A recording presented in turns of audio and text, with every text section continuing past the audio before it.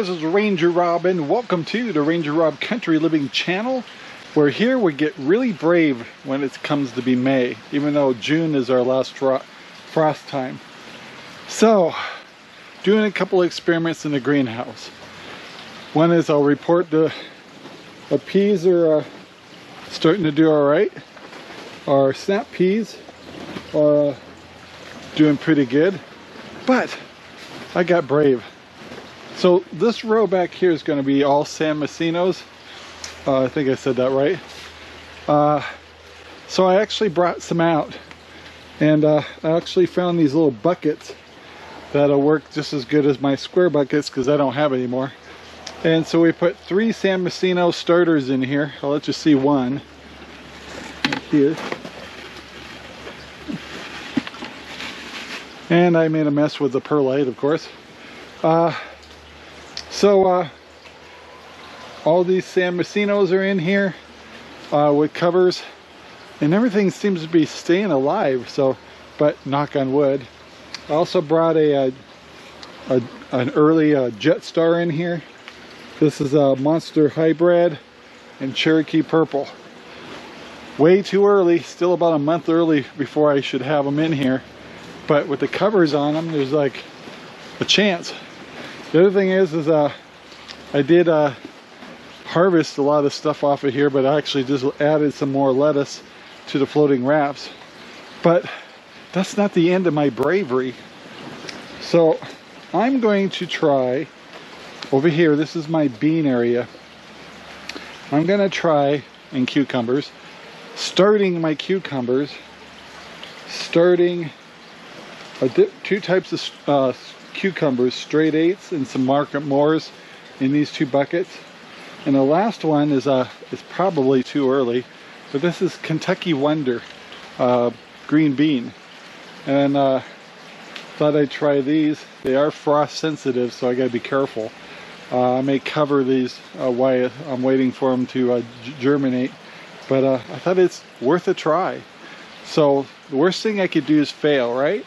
So what I'm going to do is fill these up all the way with perlite, do the old paper towel trick like I did with the peas here, where I laid a paper towel about an inch under the perlite, laid my seeds in there, and then covered them up with perlite, and then made sure my watering systems hit that paper towel that gets all those seeds wet. So I'm going to proceed with this, go ahead and get these planted, and I got to add some perlite to the buckets here and see how we do.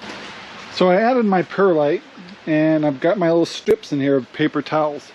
And the reason being is the paper towels, the plants will start going through it. But this is the way I distribute the water or the nutrients to all the seeds I put in here. So I'm going to put an average of about 6 or so seeds in each one of these and see if they take. Yeah, let's get the seeds in here. Well, I got the 2 cucumbers planted here. Got the beans in here. Once again, it's an experiment, but everything's an experiment in Central Oregon. And yeah, we'll cross our fingers and see what happens. Also, gotta make sure I put my tags in here so I get these identified. So, yep, I won't forget. Well, the day's gone by a little bit more. Thought I'd whip up a cake right here. This is my mother's recipe. This is 9 by 11. No. I don't remember the size of that pan is, but it's 9 something. So anyway, don't remember, but this cake's really easy to make. You can find the recipe under Cooking with Ranger Rob. Doesn't require eggs, and you cook at 350 for basically 30 minutes, and you got a yummy cake. So thought I'd whip that up for me and Sherry to have this week. I do have some vanilla frosting already purchased that I used on the last cake, so I'm going to finish that up. And then I got tons of other things to do, so let's move on. Alright guys, since I got a cake cooking, thought thought I'd come outside for a minute, see what my puppies are barking at. You guys being good? What's going on out here?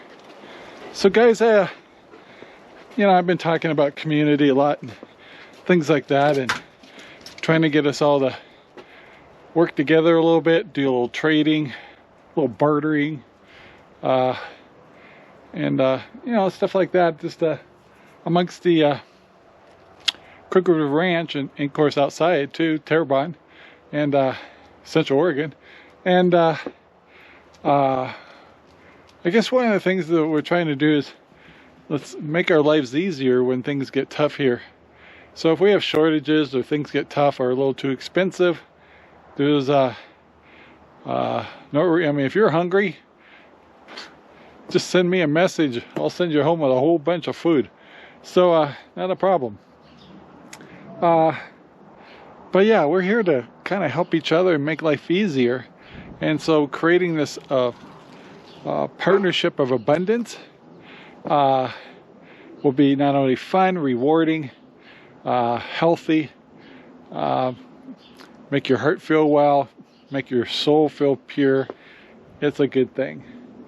And I'm actually even thinking, I have the capability, I have my own servers and things like that. I was thinking, you know, maybe we should create a membership directory online. It's simple to use, where people can become a member and go in and list some of their either skills, some of the things they have on hand, like eggs or chickens for food, or pork, or resources that people might want.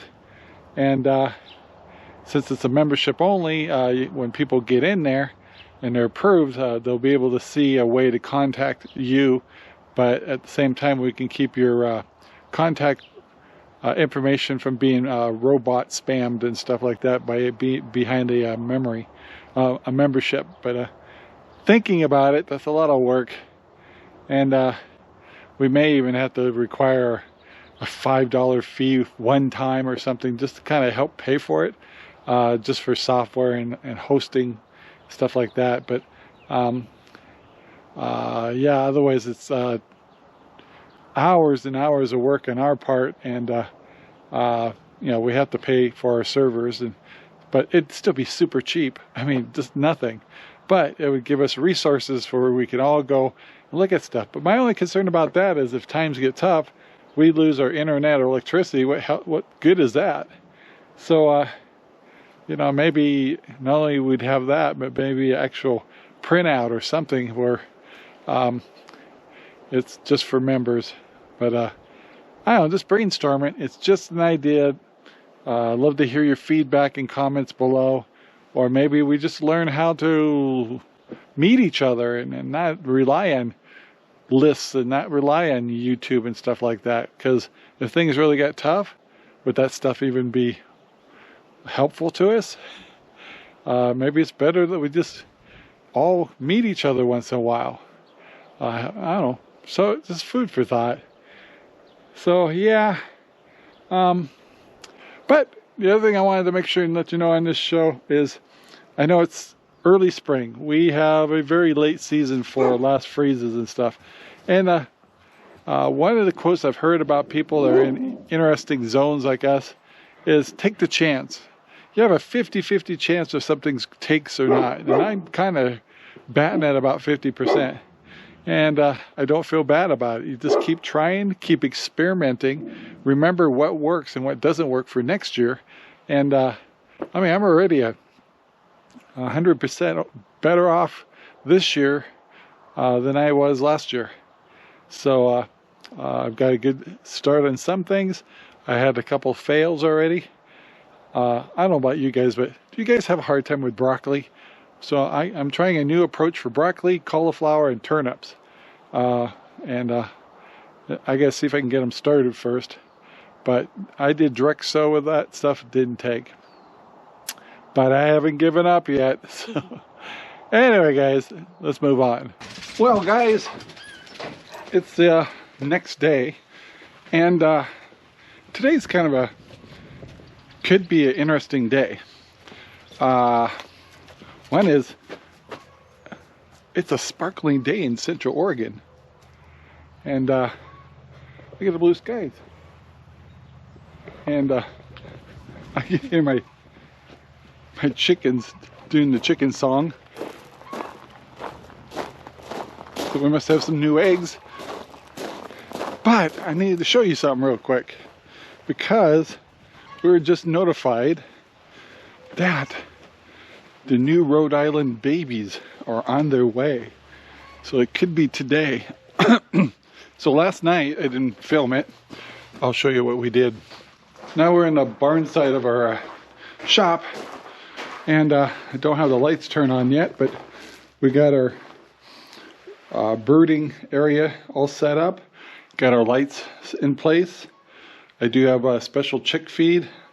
My chickens that are coming in, Rhode Island Reds, are vaccinated, and I have special water